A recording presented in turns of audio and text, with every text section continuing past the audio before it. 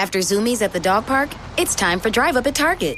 In goes a big bag of kibble and one squeaky chicken toy for the good boy. Drive Up that's ready when you are, only in the Target app. Just tap Target. This episode is brought to you by State Farm. Sports are all about teamwork, and so is insurance. Whether you need an in-person or digital assist, State Farm is there to help you choose the right coverage for your home, car, and more. Get a game plan that helps fit your life and talk to State Farm today. State Farm with the assist. Coverage options are selected by the customer. Availability and eligibility vary by state. This episode is brought to you by Nespresso Virtual Coffee Machines. Ready to enjoy the bold flavors of barista-quality Nespresso iced coffee at home? Simply fill a glass with ice and press the brew button on your virtual pop machine to enjoy rich double espressos roasted to stand up even when chilled. Refreshingly bold iced coffee. Refreshingly easy to make at home. Visit Nespresso.com to shop now. Welcome to another Finely Edged production for the Premier League Cricket Club.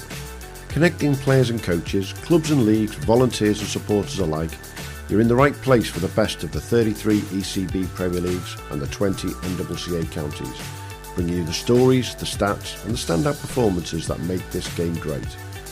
Don't forget to hit the subscribe button to both our Premier League and NCCA shows so you don't miss any episodes. Now, shall we get stuck in?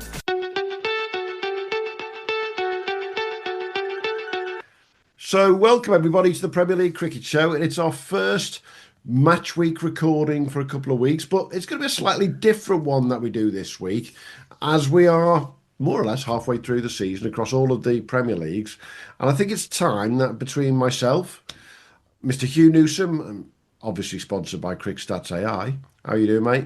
All good, all good. Mr. Matt Taaffe, how are you doing, Mr. Cric X? All good this end, good to be back on. Absolutely. Time we talked about where the season's at. So let me throw some headlines at you, and then I'm going to let Hugh lead the way, because if you haven't read it already, he's done a fantastic article in the cricket paper this week. If I told you that it's basically bowlers equal with batters right now, because there's been 668 centuries and 664 fifers or more, you couldn't get more equal after 13 weeks. But we have had our first player reach 1,000 runs in the Premier League season, which we'll come to. But did you also know there's been 13 jug avoiders on 99? Yeah, that's the one that we want to nail at the end of the season. Who's the biggest jug avoider? 5 players with 5 ducks this season, including a pro in the Greater Manchester League. And this is Hugh's favourite. One player who's walked on the pitch 9 times and walked off, not out, 9 times. We love a bit of just getting that reading, don't we, Hugh? Well, yeah. Charlie Lewis at Checkley, 9 not outs, 35 runs, 82 balls faced, 9 not outs. So we've got Tom Luffman at Woodall Spa, 7 not outs, but he's got 63 runs, so, you know, which is the more useful. And then we've got Charlie Dale, 6 out of 6 not outs. From a 62 from 113 balls, so he's doing a good job as well. So yeah, but no, Charlie Lewis, can he go this season? Can he go this season unbeaten? No pressure to Charlie Lewis at Checkley's. I feel like if he can, we need some, you know, he needs like a prize, you know, the chances of going unbeaten all season, whether there's a minimum balls faced or something, we should conjure up some kind of prize, you know, 100,000 quid, something like that.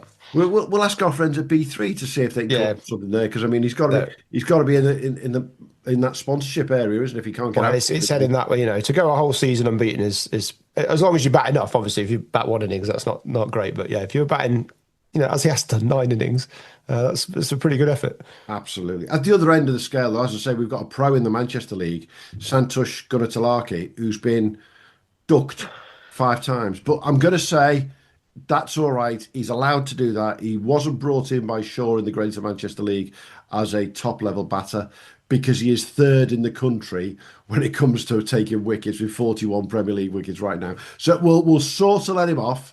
But come on, Santosh. You don't want to be top of those ducks as well at the end of the season. No, he's done all right. He's got 340 runs for his club at average of 18. So, you know, as a non-batter, as I assume he is, you know, it's not the end of the world, is it? I mean, he might be in at the death, going for the big runs every time. We don't know, do we? Exactly. Talking of non-batters, Mr. Taaffe, you've been a non-batter for a couple of weeks, but for a different reason, mate. I'm being nice now. You're injured, aren't you? I was a bit nasty. I didn't know where that was going. Yeah. But yeah, grade 2 hamstring tear whilst batting. So it just sums up my 6 weeks with the batting hand, I think, really well. Yeah. Got to ask, who was on strike when you got it? Was it you, or were you going for the quick signal from the other end? It wasn't a quick single. Oh no! It was just Matt Grindley just punched one down to long off, and I set off and bang. So you end up in a heap. Did you get run out mid pitch as well, just to rub it in? No, I made it in. Oh, you made it in. I hobbled in, and then stupidly decided to face the next ball, and couldn't stand, and wildly swung, and I think I chopped on. I don't even know what happened, but I had to limp off. What it does prove, though, for all those listeners who know these things, you were obviously trying to run that first one quick, weren't you? You went at it straight away. Put the fielders under pressure. Yeah. And there we go. And the only person under pressure was actually you. Yeah, my left hammy. Well, his tendons and muscles are under pressure, yeah. Absolutely, too much pressure. Absolutely. And how's your cricket been the last couple of weeks since we've been on properly, Hugh? I had a great weekend. Opposition conceded. So we had a Saturday off, the hottest Saturday of the year. Opposition conceded, so that was fantastic. Thank you very much, Ashford in the Water. But yeah, plus 27 points, and a nice weekend off. So normally this time of year, if it's been raining, you're just like, oh come on, what are you conceding for? But actually, we've been not missed a game. I haven't missed a junior game, any game, because every single game has been on. So to have a cheeky mid-season weekend off, fantastic. Funny enough, that was the talk of the NCCA final. It was like yesterday, the amount of people I spoke to about the lack of rain and the amount of games that have not been called off this season. You must probably have the stats, Hugh. I'm not knowing you probably looked at it at some point. I mean, compared to last year, it's night and day. But this has got to be one of the driest in the last 10 years, hasn't it? Yeah, well, we had a really dry one 2022 as well. I mean, it's just, without wanting to get hounded off the internet for possibly suggesting there could be some kind of climate change going on. But you look at the extremes of weather, you've gone incredibly dry 2022, absolutely pissed it down 23, 24, and now we've gone back to incredibly dry. That we seem to have lost that middle ground, but maybe it will fall itself or work itself out in the averages. But yeah, certainly the last two were horrendous, and poor old NCCA had two horrendous years. Most of our games we sort of got away with, but the NCCA finals day, T20 didn't even happen last year. Correct. They tried it three times. Twice. Absolutely, twice. And a complete washout on both days. Yeah. The one I remember, was it last year or was it the year before, where every single match in the country got rained off bar 4, and I think it was only, one finish in the whole country? Yeah, I think we still managed an episode. Yeah, well, I assume so, yeah. So yeah, we're a long way from that. And you can see it in the runs, can't you? I mean, the fact that you've got your man in Neil Brand in South African ex-Test captain on 768 runs in Lancashire already. Records are being broken up there, as I think you pointed out this weekend. We've had a record up there, haven't we? So that's Lower House breaking their own club record in terms of the number of runs they've scored in a day. Just runs blasted absolutely everywhere, except at Fleetwood by the sounds of things, Matt. Yeah, it was 180 was worth about 380 on Saturday, so good win for us. But what's going on with the pitch there? It's been dry. 4 out of our 8 league games have been rain affected. You are in the northernmost, westernmost Premier League, aren't you? So it's kind of it's not all back to 50 up north. Yeah, and I think it's quite interesting, isn't it, that because you play Saturdays, whereas the Lancashire League plays Sundays, it's obviously been quite isolated, that, because they've hardly been affected themselves. So it just shows you how mad it is. But I've got to tell you how hot it was at Chester Broughton Hall for the NCCA final yesterday, though. Strangest thing ever, when you sat on the boundary, taking videos, photos, chatting away, and then a fire engine starts to come down the lane.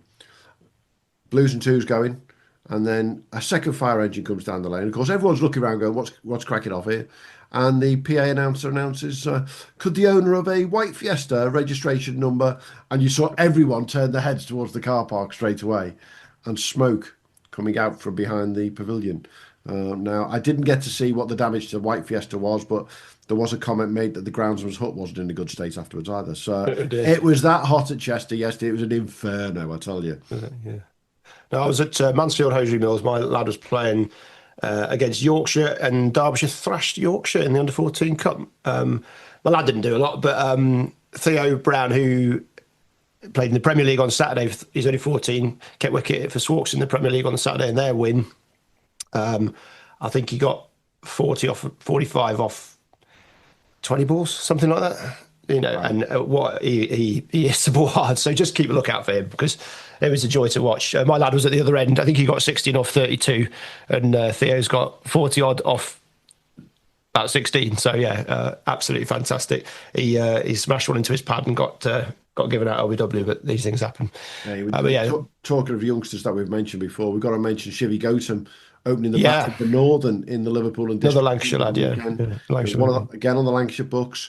50 opening the batting in the Liverpool and District Premier League. You know, what's Shivy, 14, 15 as well? I always assumed he's 15, but I think he's actually still 14. Yeah, and he's supposed to be playing in the ECB comp, but actually I think Lancashire have gone, do you know what? We're not even going to bring you back down for the ECB comp. We're going to keep him up. So yeah, he's another one on that trajectory, shall we say? Yeah, most definitely. Hey, there's plenty been going on, and we have talked about bits and pieces that we've picked up over the last couple of weekends while we've not done a match week recording. But like we said, what we'll do today more than anything is just talk about where we are around the leagues, bits and bobs that's cracking off. There's some clubs who are doing really well, when maybe slightly surprisingly. Swarkston in our local league, Hugh. That's a bloody good win for them at the weekend. They needed that because they were starting to get into quite a bit of trouble.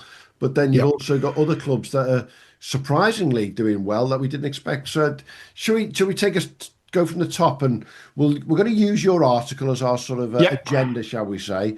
But where do you want to start, mate? Should we have a look at Bradford? I think we're starting Bradford, but we'll start with the Bees. It's always a nice place to start. It's a cracking place to go to university as well, as I found out. Yeah, New Farnley are sitting pretty. I mean, this was after this weekend. This is the updates. Things were looking, they're on the way there. They're just such a strong club, aren't they? Methley is second, bit of a gap there, and then Undercliff down the bottom, looking like relegation fodder at the bottom. But yeah, they're going. New Farnley, they won it last year as well, didn't they? And Cam Fletcher disappearing halfway through or a third of the way through the season, they still managed to win it. So yeah, they're a super side, aren't they? And they've just gone. It looks like they're going to go back to back. Interesting. Methley, as you say, are up there, and they had the biggest chase of the weekend in the whole country. They chased down 310 at the weekend and scored 311 for three. Actually breezed it in the end. So they're obviously on form, to say the least. Yeah, Taylor Cornell. Methley, he just keeps scoring the Premier League runs, doesn't he? He does. 133 from him. He's a top player. Just looking at a quick scan. We won't go into a huge detail. Aidan Langley, 115 for New Farnley in the game against Baildon that they won very comfortably.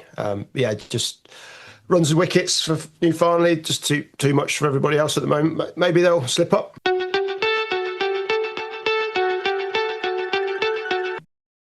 Finding a new job is stressful. But with Indeed, it doesn't have to be. Just fill out your Indeed profile with your skills, experience, and desired salary. The more you fill out, the better your matches will be. And hearing from hiring managers will be 2 times more likely. Relax. That's your Indeed profile sending opportunities your way. Indeed, the world can work better. Yeah, jumping over to Manchester, Prestwich, Row Green going head-to-head. Let's just have a look what happened this weekend, going to Manchester Cricket League. That's still incredibly tight. You've got Bradshaw cut adrift at the bottom and quite a mix down there. But yeah, at the top is Prestwich and Row Green are really going to go head-to-head for the rest of the season. Yeah. Just looking at the games on the weekends. Where are we? Prestwich easily won against Edgerton. Yeah. Edgerton. Stuart Ellsworth 56, and then Row Green. They were bowled out for 164, but just their bowling attack does the business, doesn't it? They bowled out Royton for 107. So, I think probably always be fairly confident with 160 in that league. It seems to be a low scoring weekend there, and often is in the GMCL. So yeah, it's those sort of northern and western leagues still aren't the run producers that the southern and eastern leagues tend to be. Moving a bit further south there, down in Cheshire, Nantwich, who won the league on the last day of the season last year, they're doing nicely in third place behind Didsbury and Hyde. That one looks like it could be a bit of a battle all the way through to me, Hugh, over in Cheshire. Unfortunately, down the bottom there, you had the bottom two, Oxton and Widnes meeting at the weekend, and it was a complete car crash. Oxton being bowled out for 49. And that was the fastest finish of the weekend over the whole country. Just 27.2 overs bowled between the two innings. Oxton, bear in mind, got to the regional finals last year of the T20s, and they were one step away from getting to the finals. And now they could go down this year. That would be a big loss to the Cheshire League, but there's a long way to go yet. Yeah, it's a decent weekends. The runs are still not, the Cheshire's still not quite producing the runs that you'd expect potentially this time of the year. There's quite a few teams getting bowled out, but Nantwich getting what did they knock off? They knocked off 224 in 28 overs, none down. So I think both openers, Yash Padnaka and Ali Chungtai, both got hundreds for them, and a very, very comprehensive win over Timperley there. But yeah, jumping over to Lancs, Lower House really are the story there, aren't they? And runs in Lancs, is where it's at. Lower House just keep piling on the runs every week. They seem to be putting up big scores. Yeah. What was the total there? They ended up yesterday at 396 for 7 off their 50, with Ben Heap scoring, I think it was 170 something, which was his highest score ever. It was the highest score ever for the club, the 396. Ben Heap 179 off 117 balls. That's some going for an opener, to say the least. And you know what? Give Norden credit. Norden got off to a decent start. They're all out for 145 in the end, but the two openers got them off to a start and got them to 90 for none. And I was getting messages from Lower House. It was like, "Oh, hang on a minute, is it going to be one of those?" But they were fine, absolutely fine. I think more importantly for Lower House, they're now 28 points clear at the top of the league, which, after 13 games, that's something. And the guys who won the league in Lancashire last year, Burnley, we talked about them a few weeks ago being in a little bit of trouble. They've got themselves out of that now. They're now 15 points clear of Rochdale, who are in 11th place, potential relegation. But the big story coming out of Lancashire this week, as far as I could see as well, was Mr. Neil Brand at Haslington re-signing for next year already. Has he? Yeah. Now, to be doing that in July, he must be enjoying himself, to say the least. Yeah, it's obviously, you know what you're going to get with Neil. You're going to get sheer quality, aren't you? So a bit of left arm and a lot of runs. So yeah, it's a hell of a signing, isn't it? And you're one of the marquee players in the country, and in one of the marquee leagues. Ramsbottom, bowled out for 60, as well as a few heaps knocking about this weekend. Isn't that always the case in Lancashire? There's always a few heaps, isn't there? It always seems to be that there's, I look at my stats, I run through these stats every week, and my sort of summaries that have picked up, and the for 10 wickets often appears in Lancashire, often for both teams. Same with Manchester. There's often teams getting bowled out up there. So it makes space for a lot of fun. I've got to bring Matt in now. Just talking about Neil Brand being re-signed. Are we seeing that now from clubs, Matt, around the country already starting to look at 2026 and start to say, hey, we've got this guy, we like him, we want him again?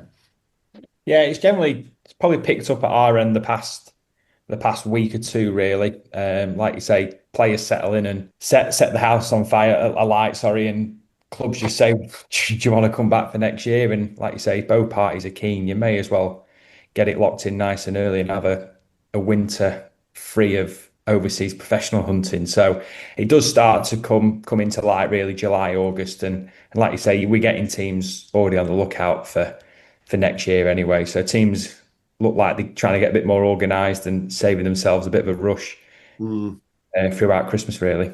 Got to ask that obvious question, though. Do you have clubs, without naming names, do you have clubs who are having a complete mare and are already saying to you, we want X, Y, Z for next year? Yeah, you do. Yeah, and like you say, I think like the way we highlight the performances week on week, you can go onto our website and you can see how every pro's getting on up and down the country. So that generates a lot of interest. We're always getting emails saying, would this player be available for next year already, and stuff like that. So them little tools are sort of paying dividends for us as well. Just something so simple that players and clubs are so interactive with, and like you say, it makes our life a little bit easier when clubs have got the stats in front of them, really. Absolutely. They're quite competitive with those stats, aren't they, Matt? Those pros, I hear. Yeah, they really are. So we've got to juggle that at our end, but it's good. It's good for the clubs. Definitely. Hey, let's have a look at another one of those leagues as we keep going through. Liverpool and District. Interesting weekend there, but it's pretty much same as at the top. But interesting weekend with some big runs in certain places, which we haven't seen before. But as I say, same at the top of it, mate. Well, Liverpool, Ormskirk, Northern, they seem to have a bit of a stranglehold on the league over the last few years. Might change every year, but yeah, they're both well clear, aren't they?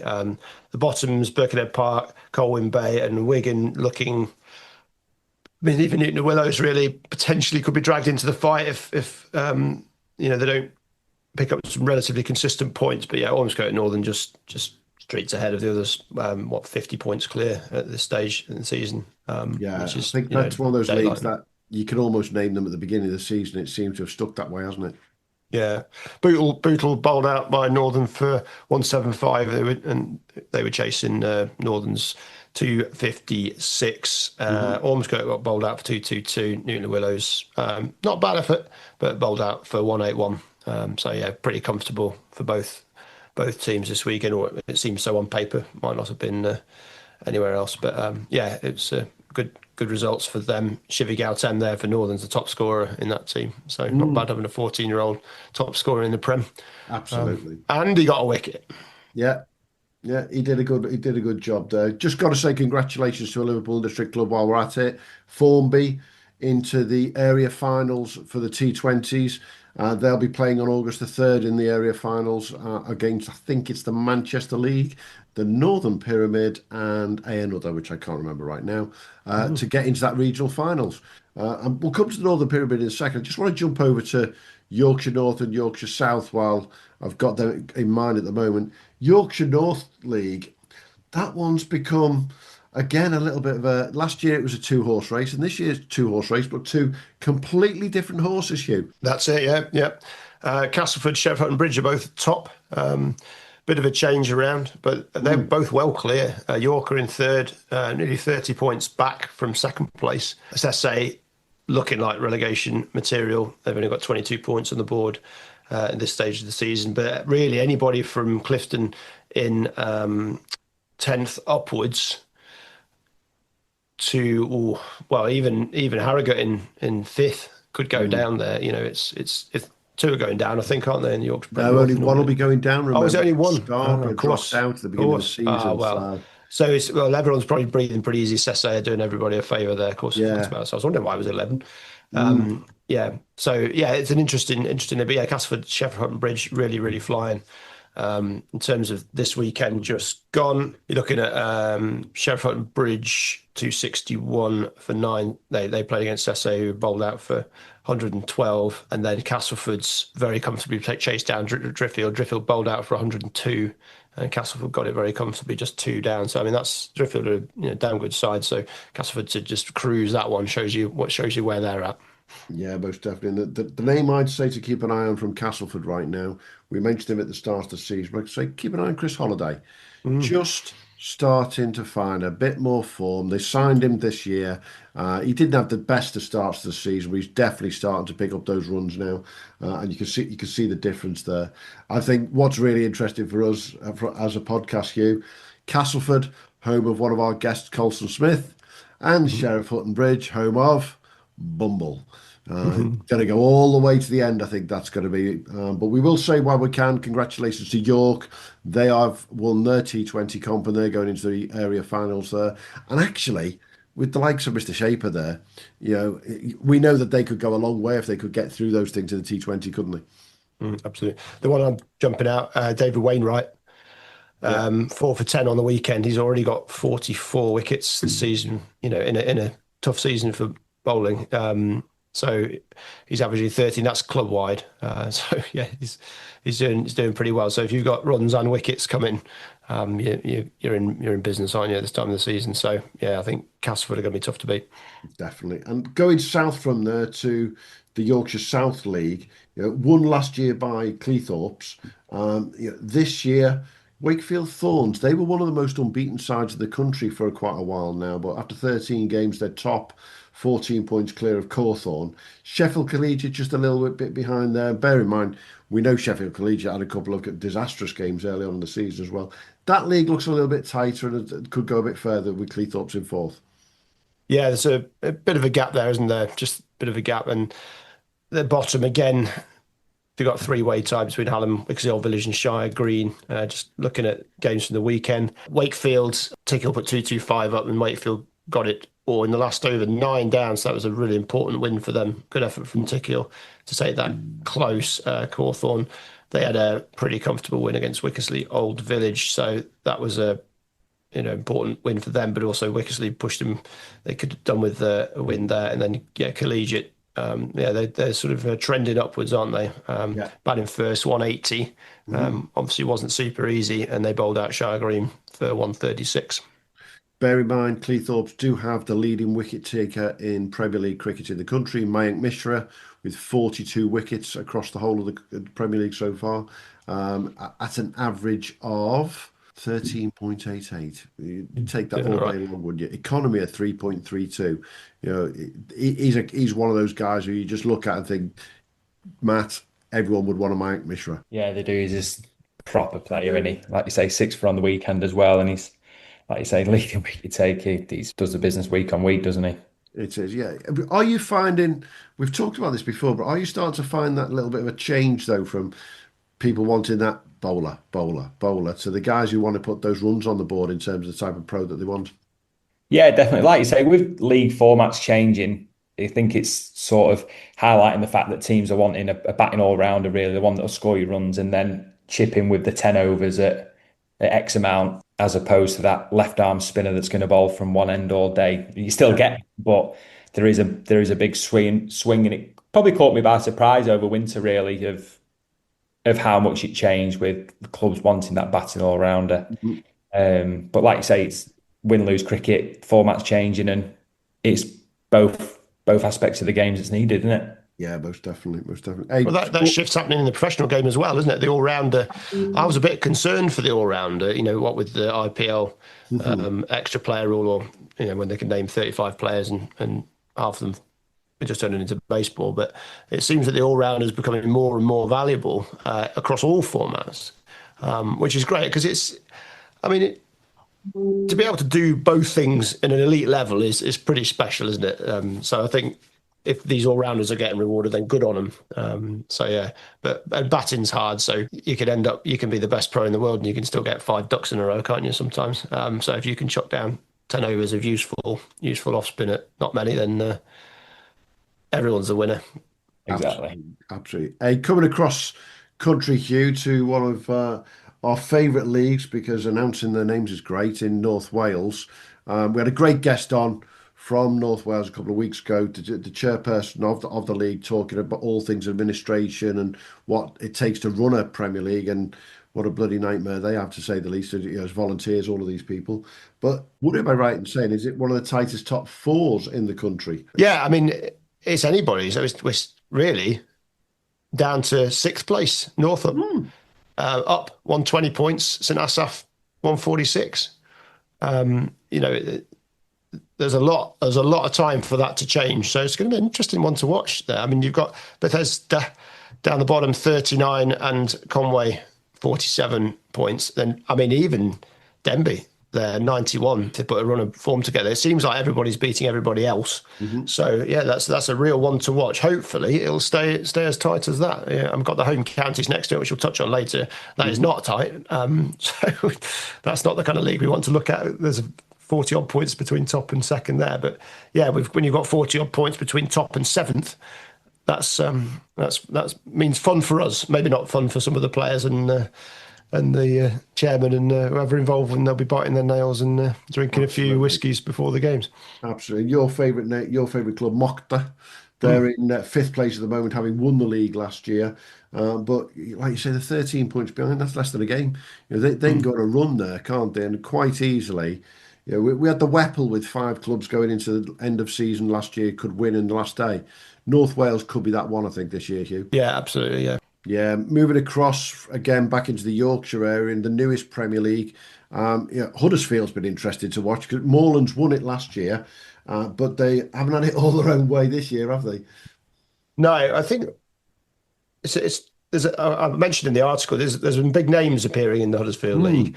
I picked out Brooke Guest, but Sammit's been up there. There's a few others. So yeah, Rustrick and Hoyland-Swain are going head to head with a bit of a gap to third at the moment. But yeah, it's an interesting league. We've got some big runs happening this weekend as well. There's big runs and there's back teams falling in a heap. So I think it's going to take a couple of seasons to settle into sort of some consistency. But it's already looking like it's valuing its place amongst the Premier Leagues in terms of the runs scored, the wickets taken, and the kind of calibre of players that's able to perform, and even the calibre of players that is struggling. Yeah, and I think the fact is that they can attack these Kola Cadmores, Brooke Guest, Samit Patel, Harpreet Bhatia, they're attracting the right names, aren't they? And, okay, let's be brutal about it. We all know that there's obviously some money involved there, but they're all at it. They all want to be up there, and it's a big thing for them to win that Huddersfield Premier League. Yeah. Well, I think that the Yorkshire area is just so strong, isn't it? Hey, it's Ryan Reynolds here from Mint Mobile. Now, I was looking for fun ways to tell you that Mint's offer of unlimited premium wireless for $15 a month is back. So I thought it would be fun if we made $15 bills. But it turns out that's very illegal.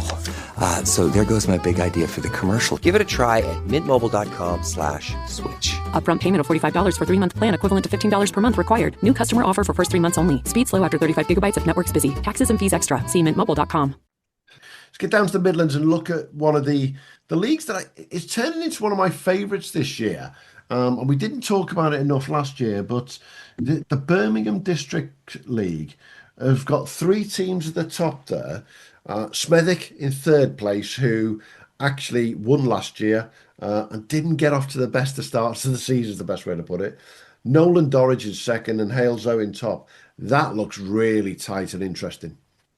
Yeah, it's just a powerhouse league, isn't it? It's one of these leagues that's fed by Premier Leagues, and it always produces. Amrit Basra's top of the runs, 538. So runs haven't been super easy to come by. Wickets, we've got Andrew Sutton with 28 wickets as well, alongside Edward Bragg. So they're not running away with the wickets. A certain Deepak Karti's there as well. It always seems to be 27 wickets from him at not a lot. But yeah, it's like Halesoe and Nolan Dorridge, Smethwick, Bart Green, all in with a shout, well within the shout. Shrewsbury can consider themselves still in the hunt as well if things go their way, and Ombersley as well. Probably Barnard's Green, maybe not, and then it's just Berkswell at the bottom that becoming cut adrift, along with Himley. But it could all change. So that's going to be a really interesting finish. Yeah, and when you've got the likes of Ethan Bamber and Nick James, ex-professional, playing for Nolan Dorridge, Ethan's obviously getting yards into his legs before they come back to the Championship season for Warwickshire. You've got to fancy Nolan Dorridge there to go further. They've got a big game coming up in a couple of weeks' time, as we know, against Cavs and Carrington when it comes to the quarter-final of the National Championship. But I think Halesoe would have got a little bit under the radar to be at the top there, and good on them. They're at the top. They're a great side with Alex Kavisi being one of the leading highlights in there as a batter. But they've got Ed Bragg in there. They've got a number of good quality NCCA players, and a bit like I've said to a number of people this year, I think Halesoe are one of these classic sum of their parts sides rather than superstars, aren't they? Chelmsford, I think, is the one from last year that always caught my mind with that. Yeah, and that's a strong side. Yeah, jumping over, we jumped to Derbyshire, which is our local one. That's Ockbrook doing very, very nicely there. I mean, surprised me, I think. It surprised you as well, but they're certainly we had a nice visit. Watched them in the Cavs game last weekend. There was a bit of spice in that game, wasn't there? Just a bit. But it was loving this scoreboard. Do you know what? Absolutely. Oh, mate, I don't know if any other clubs got the massive outdoor scoreboard with replays, live action replays, and how good was that? So I think that's enough to make me go and want to play there. just for the scoreboard. Well, I don't know if I want to watch myself play there, to be fair, but yeah, it was. You'd watch Toby though. That'd be the thing to do. Well, we'll see about that. We'll watch somebody else. But it was a really, really great setup there. They've got a lovely, lovely crowd. I've been there a few times over the years, and it was a lovely, lovely game. Really intense game of cricket last weekend, wasn't it? But it was. Didn't quite go their way. Cavs got through relatively comfortably in the end. But yeah, Oakbrook sitting pretty at the top of the Derbyshire League. They're ticking along very, very nicely. Just keep doing the business. They're 50 points clear of Spondon in second place. There's a bit of a bum fight for second between 5 teams, but yeah, Oakbrook have really put daylight between them and everybody else. If it was it's not a shock for me that Oakbrook are up there, because obviously they're a side that have been up there the last number of years. What's probably more of a surprise to me, Hugh, is how far ahead they are, because everybody else is beating each other, and as a consequence, you have a 50-point gap going into 9 games left in the season. That's going to take some turning round, and they've got some class players at Oakbrook, to say the least. I think at the bottom end, my friends at Ralston and Cutthorpe, they're starting to just get left behind, aren't they? Which will make the difference there. But let's go talk about Nottinghamshire, because you've already mentioned them.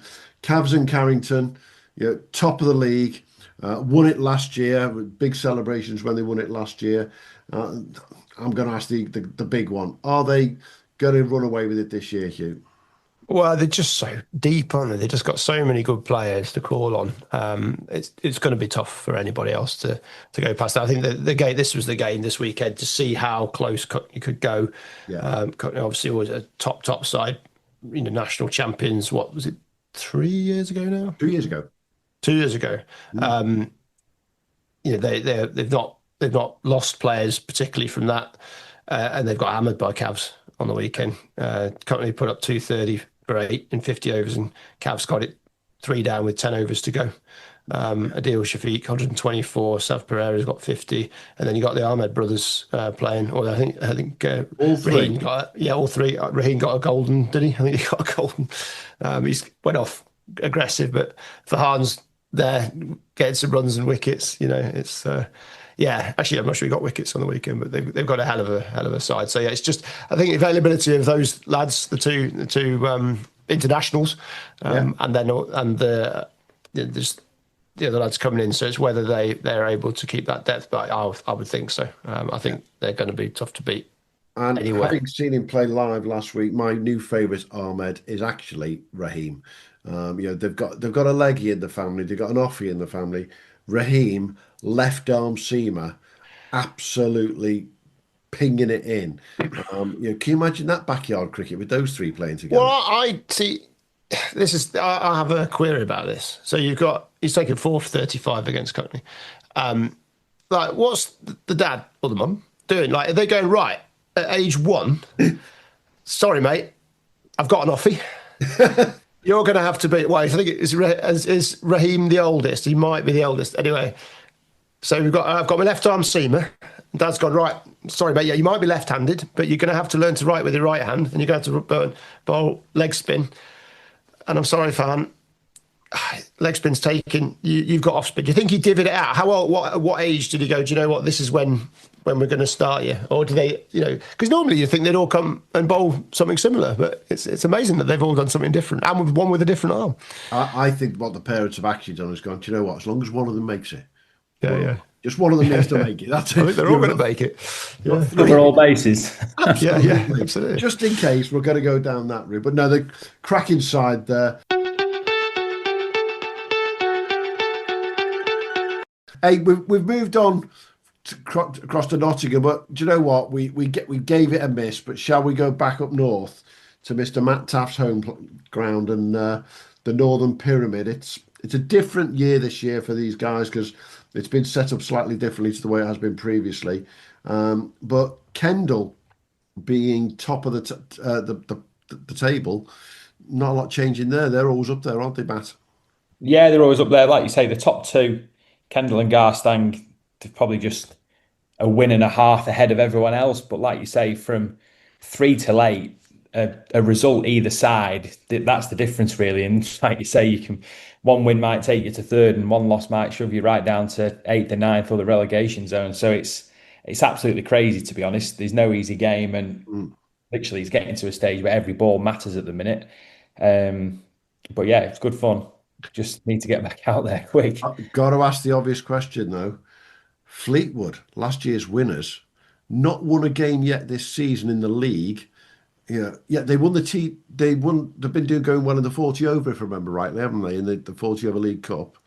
Yeah, You they know, beat what? us in the quarter final last Sunday. Yeah, what's going on there for them not to have won a league game? And they're actually now, as you say, a game and a half awry, aren't they?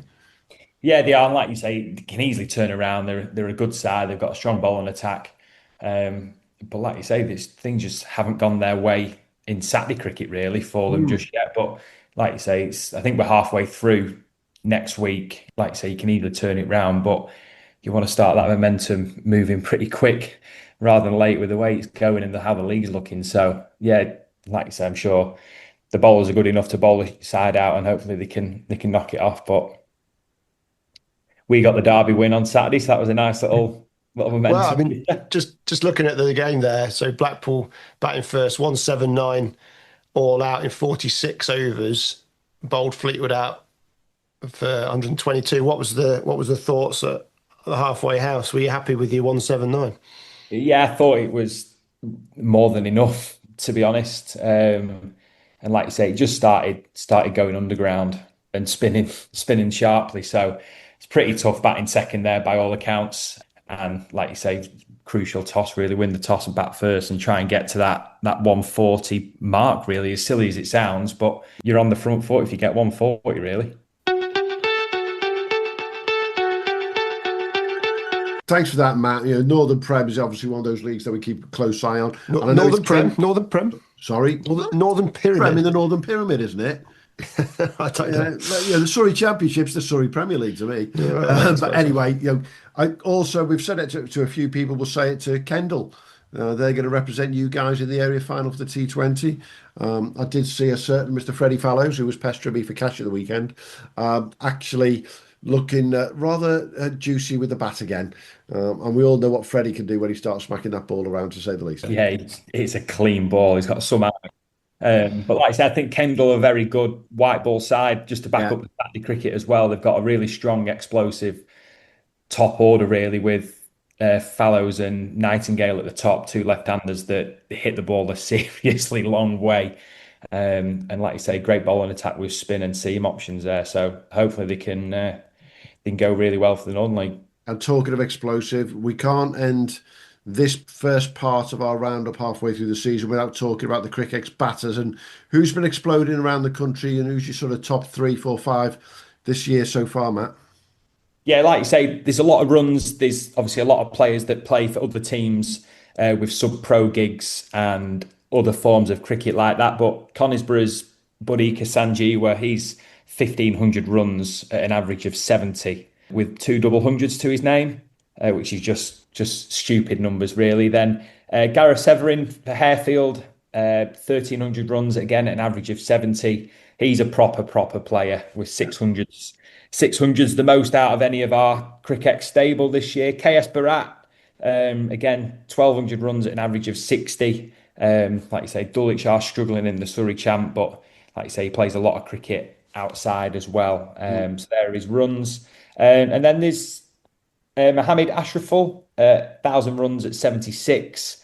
Just a proven run scorer and a serious player. And then, like you say, that sums up the blokes that are in 1,000 runs. We've got an awful lot simmering around the 900,000 mark, 800 figure, which is just scary numbers, really. But It is.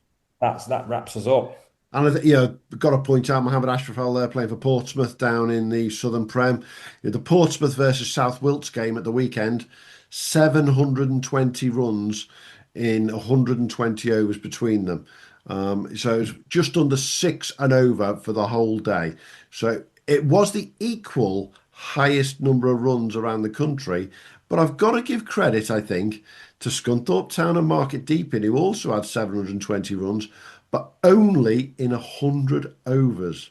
They averaged 7.2 in their day. And now we know on the East Coast, the batters have been absolutely dominating, to say the least. And what we're going to do is we're going to call it a day on this part 1 of this episode and come back tomorrow for part 2. And we'll start exactly where I've just said. We'll start in East Anglia, Lincolnshire, and where all those runs are. Catch you tomorrow, Hugh. Cheers. Cheers, Matt. Cheers. Thanks for joining us at the Premier League Cricket Club. We'll be back soon with more from the world of Premier League and NCCA cricket. But in the meantime, don't forget to subscribe, leave us a review and follow us wherever you get your socials. Or maybe check out our website, premierleaguecricket.co.uk, to stay updated. Until next time, have a good one.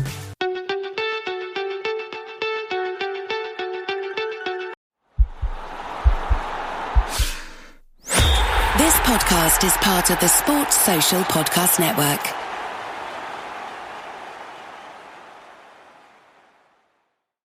When your company earns unlimited 2% cash back on all purchases with Capital One, that's serious business. So Stephen at SandCloud got a serious business card, the Spark Cash Plus card from Capital One. We used our 2% cash back to help build our retail presence. Savvy, Stephen. And we get big purchasing power, so our business can spend more and earn more. The Spark Cash Plus card from Capital One. What's in your wallet? Terms and conditions apply. Find out more at CapitalOne.com/SparkCashPlus.